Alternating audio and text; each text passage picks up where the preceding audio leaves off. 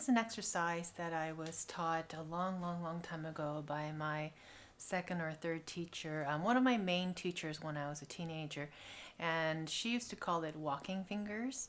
So the idea is to, there's so many good things about this. It's so basic, but many good things. But it's called walking fingers because each time you change your string, you go to a new string, you have a string crossing, your fingers need to connect somehow. So for example, if you go 1, 2, and then you have to put a 1 on the next string, this 2 has to still be on the old string while the 1 gets up and goes to the new string. And there's a moment where they're both on the string just for a split second before the 2 goes. So it's the idea of getting the next finger ready for the next note. So every time you're about to go to a new string, the finger gets ready just a teeny bit before the bow goes so that it sounds all seamless and legato. So that's one of the main benefits, is that your fingers are actually walking, right? You can go 2, 3, and then the 2 has to get up, for example, and go to the next string. And there's a moment where they're 2 together. My teacher used to explain it as like, if you're jogging, right, a person who's a runner but they're jogging, they have only one foot touching the ground at one given time, right? But when you're walking, there's always that moment where you might pick up the old foot, so one foot's on the ground, but there's always a moment where 2 feet are on the ground before the 1 foot is on the ground. Okay, so we want to be transferring the weight and the connection of the fingers, right, from string to string. So that's the point of that. There's also many other benefits to it, just intonation, string crossing, so making sure that my elbows, they work this way together, right? As you go to the E string, they're gradually going that way, right? And to the G string, they're going this way. So from this angle, right, so it would look like this: G string, D string, A string, E string, and they're going this way.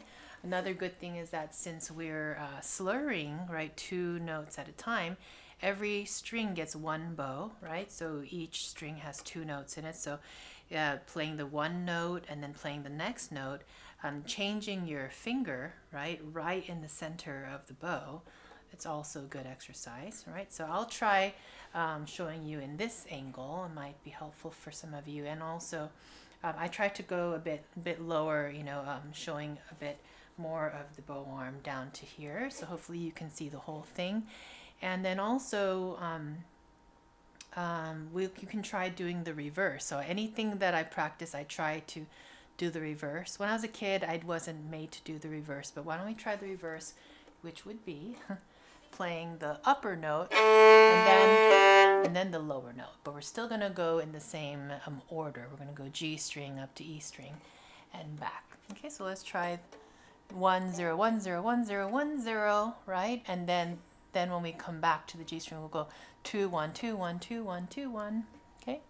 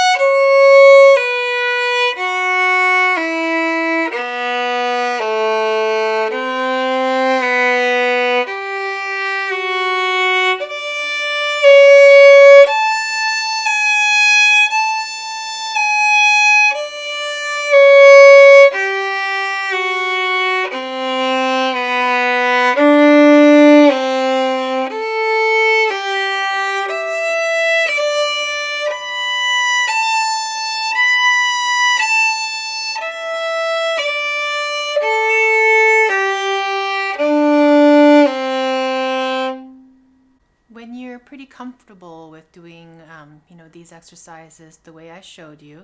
There are many different applications, many different ways you can kind of tweak it and change it. One thing you could do is obviously you can speed it up. You can take it at different tempos, so like medium fast and fast. You could change the bowings too. You could go up bow, then down bow, then up bow, then down bow. You could even change the slurring. You can slur 4 notes instead of 2, or you can do them all separate. You can do many things. And then also with the left hand, you don't have to play like the high 2 position. You can change it and do any finger pattern you want. You could do regular 1, low 2, right? So you can use these notes. So,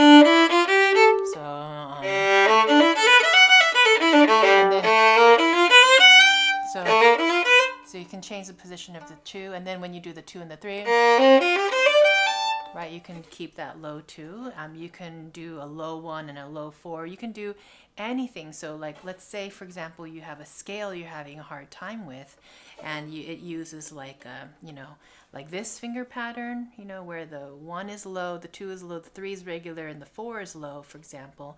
Then you can do that exercise, and that way you're getting a lot more repetition and much more consistency, and that way you've practiced it doing this at the same time. So there's a lot of ways you can kind of bridge the gap between one thing you're practicing to the next. If you're having trouble with your piece and you notice it's because of your left hand, or you notice you're having trouble with your bow, then you go and you do an exercise that will kind of reinforce and keep working on the bow or your left hand, or whatever it is that you notice that's a bit more challenging. So hope you like that exercise. It's something I did since I was a young player, and I just did it all the time.